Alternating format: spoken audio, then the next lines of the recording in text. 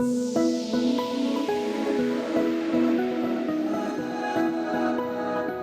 John, we all know issues like climate change are a major issue. We're all trying to live more sustainable lives, but how do you believe we can shift our investments to be more sustainable? Lelda, great to be here. Look, you're right. We all know about keep cups. We all know about riding our bikes to work. But one of the most impactful things we can do is actually look at our investments.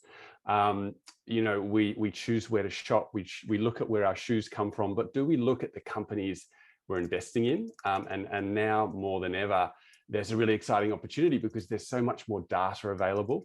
And there are funds like ESG ETFs and impact investment funds that are aligned with a particular theme and that we can align with our values. And issues like climate change, we can find companies that use less fossil fuels, and we can avoid those that might mine for fossil fuels or use a lot of energy. So a lot of options available today. Fantastic. And John, could you please tell me more about these terms like ESG and impact investing? What's the difference? Yeah, look, I see it as the spectrum of sustainable investing.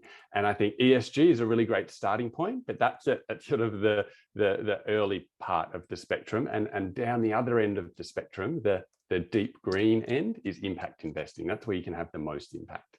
So ESG, it stands for environmental, social, and governance. And that means that investors consider environmental, social, and governance factors, which is energy use, it's gender diversity on the board, how they treat their staff. So really, it's a risk overlay. It doesn't really have a lot to do with your values. Really, it just means that rather than purely looking at the financial statements, an investor is also looking at these other factors, environmental factors, workers' rights factors. And these are issues that we're realizing really quickly are actually financial issues, and they're hitting the bottom line. So they're more important than ever. Somewhere in the middle there, you have investors that use engagement and stewardship, where they've moved beyond just divesting from companies and saying, I don't want to invest in that stuff. They're actually, the companies they are invested in, if they're not happy with the way they're behaving, they're engaging. They're setting up meetings, they're going to the AGM and putting their hand up and asking questions. And that is having a really positive impact.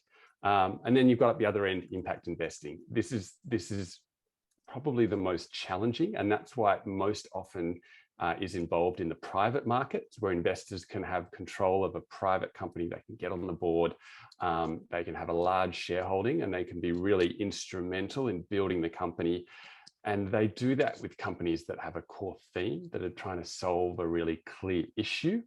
And one of the most interesting things there is that they build an impact measurement program. They find ways for the company to better measure the impact they're having on the environment, on the communities they work in, they operate in.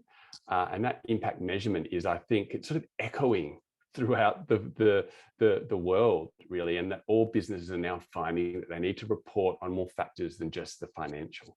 And that's having a huge impact. So finally, John, what kind of returns can people expect to make when they embrace ESG and impact investing approaches? Look, no returns are certain. We all know that. But what we can do is look at the track record in the past, and we can look at how indexes are matched against benchmarks. And in 2020, ESG investing did really well. There are lots of reports that have talked about how ESG indexes beat the mainstream benchmarks. And some cynics may say, well, that's just because the tech stocks were on a tear because we're all in lockdown. But then you've got groups, well-regarded groups like RIA, which is the Responsible Investment Association of Australasia. They've put out long-term research that looks at the 3, the 5, and the 10-year track records of these ESG funds. And across all those periods, they still beat their mainstream benchmark. So this idea that if you want to invest sustainably, you have to make a trade-off with returns, that's a myth, and it's long dead. So, you've now got more information. You've got more information to make a risk decision. And in the end, that's turning into a better investment decision.